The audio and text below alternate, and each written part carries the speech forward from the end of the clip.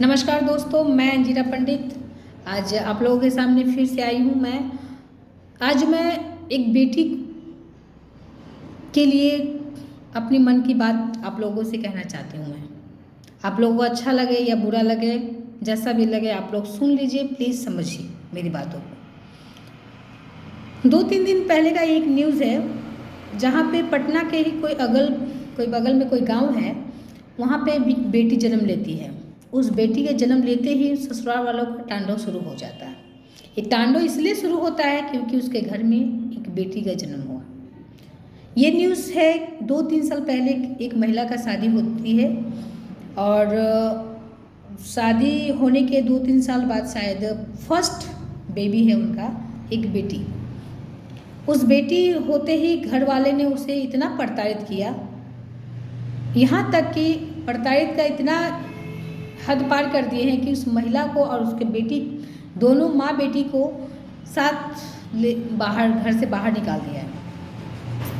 अब ये बताइए कि जो लोग कहते हैं कि बेटा बेटी एक समान है, बेटा बेटी में हम फर्क नहीं समझते हैं, लेकिन इस बात को, इस न्यूज़ को आप देख के आप क्या कहेंगे कि बेटा बेटी में अभी भी सही में फ़र्क नहीं करते हैं लोग, या करते हैं? मुझे तो कहीं से भी नहीं दिखता कि अभी भी लोग फ़र्क नहीं करते हैं। फ़र्क करते हैं लोग, अभी भी लड़का लड़की में भेदभाव करते हैं। और ये एक न्यूज़ की बात नहीं है, ये हमारे अगल बगल गांव में मैं कई घरों में देखी हूँ। एक एग्जाम्पल के लिए मैं आपको बोलती हूँ कि अगर एक बेटा पढ़ता है तो उसके बाप ज़मीन तक बेच देते हैं पढ़ाई के लिए कि जा बेटा पढ़ के डीएम बनना, इंजीनियर बनना, मैं ज़मीन बेच के तुम्हें पैसा देता रहूँगा।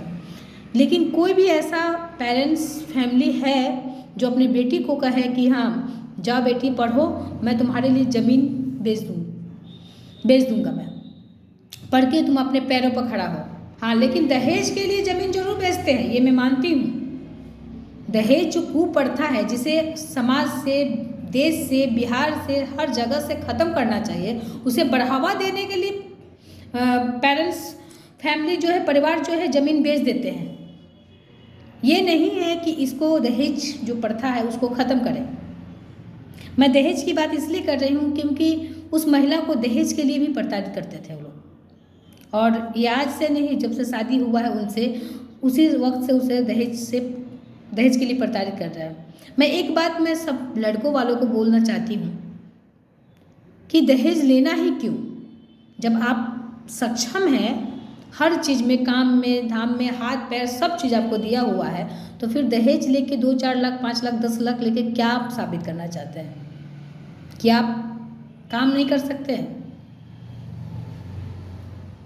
इससे यही साबित होता है।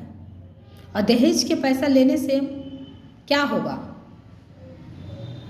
कुछ नहीं होता है उससे, लेकिन फिर भी इस प्रथा को बढ़ावा देना है, ये नहीं कि ख़त्म करना है। मैं इस दहेज की बातें इसलिए बोली क्योंकि दहेज के लिए हर परिवार ज़मीन बेचते हैं, लेकिन वही ज़मीन अगर बेटियों को पढ़ाई के लिए बेचे तो आज बेटियों के लिए दहेज देने की ज़रूरत नहीं है, क्योंकि वो खुद कमा रही है, खुद खा रही है, खुद अपने पैरों पर खड़ी है। अगर आप वही ज़मीन अगर बेचते उसके पढ़ाई के लिए, तो उसके शादी के लिए ज़मीन बेचने की ज़रूरत नहीं है, लेकिन नहीं, उसे बढ़ावा देना है दहेज प्रथा को। रही बेटी की बात, बेटी का ये न्यूज़ देख के हमें ये नहीं लगता है कि अभी भी भेदभाव जो है ख़त्म हुआ है। अभी भी हो रही है भेदभाव बेटी बेटा में। और आप ये पहला न्यूज़ नहीं है, कई न्यूज़ आते जाते हैं इस तरह का।